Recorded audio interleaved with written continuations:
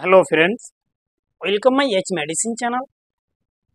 প্রতিদিনের মতো আজকেও একটি নতুন টপিক নিয়ে আমি প্রেজেন্ট হয়েছি, সেটি হচ্ছে এই ক্যালসিম্যাক্স সিরাপ। আমরা জানবো এই ক্যালসিম্যাক্স সিরাপটি কী এবং এটি কত এমএল এর প্যাকেজিং হয়ে থাকে এবং সেটিকে কে ম্যানুফ্যাকচার করে থাকে, এর বর্তমান মার্কেট প্রাইস কত, সেটি কি কাজে ব্যবহার হয় এবং তার ডোজ কত রয়েছে, তার সাইড এফেক্ট কী রয়েছে, এই বিষয়গুলো আজকে এই ভিডিওর মধ্যে আমি আলোচনা করব।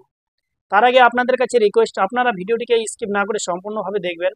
আমার এইচ মেডিসিন চ্যানেলে নতুন হয়ে থাকেন তাহলে আমার চ্যানেলকে সাবস্ক্রাইব করুন, পাশে থাকা বেল আইকনটিকে প্রেস করে রাখুন, অল নোটিফিকেশন অন করে দিন সবার আগে ভিডিও পাওয়ার জন্য।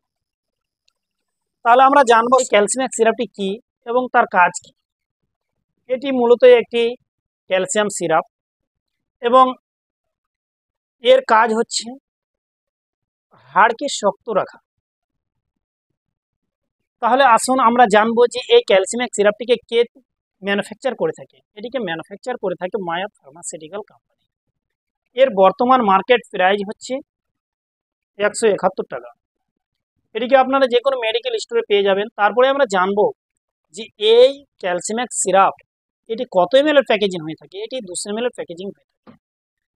তাই এবার আমরা জানবো যে এই ক্যালসিয়াম সিরাপটির মধ্যে কি কি মলিকুল দ্বারা এই ক্যালসিয়াম সিরাপটি গঠিত, কি কি সল্ট রয়েছে।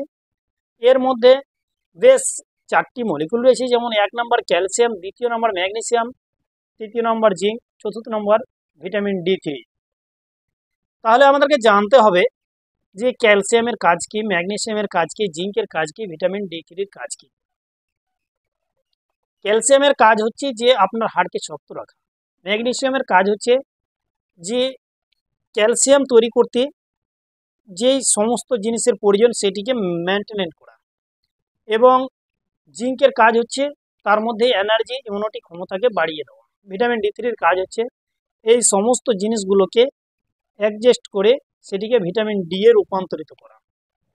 তাহলে আমরা জানবো যে এই ক্যালসিয়াম সিরাপ, এই সিরাপটি ডাক্তারবাবুরা কখন কোন কন্ডিশনে ইউজ অর্থাৎ ব্যবহার করে থাকে, ডাক্তার পেশেন্টকে অ্যাডভাইস দিয়ে থাকে নেওয়া।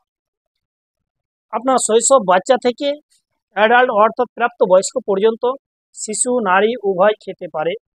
অ্যাডাল্ট সমস্ত নারী এবং পুরুষ, শিশু থেকে শুরু করে সবাই খেতে পারে এবং সেটির খুব পারফেক্ট রেজাল্ট রয়েছে।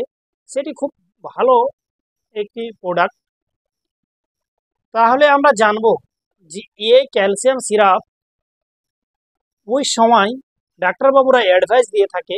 অনেক সময় সে সুস্থ শরীরে কি হয়ে যায়, মনে হয় যে আপনার শরীরটা সবসময় ব্যথা ব্যথা ব্যথা অনুভব হচ্ছে, কিংবা জয়েন্টে জয়েন্টে ব্যথা মনে হয় এই এই ক্ষেত্রে, কিংবা আর্থারাইটিস, সেই ক্ষেত্রে আর্থারাইটিস পেন, সেই ক্ষেত্রে ডাক্তারবাবুরা নির্দেশ দিয়ে থাকে।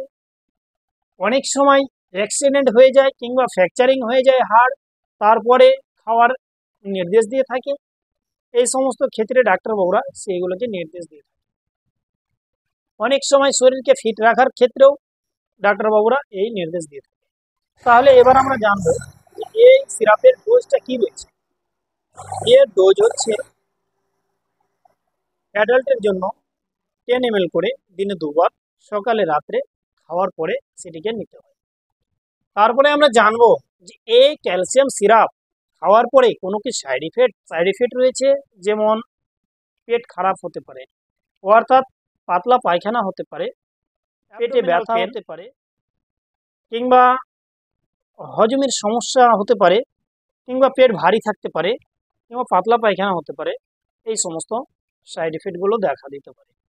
তাই আপনাদের কাছে রিকোয়েস্ট, আপনারা যখনই কোনো মেডিসিন ব্যবহার করবেন ডাক্তারের পরামর্শ নেবেন, তারপরেই ব্যবহার করবেন। ভালো থাকুন, সুস্থ থাকুন, আসি পরে ভিডিও আবার দেখা হবে।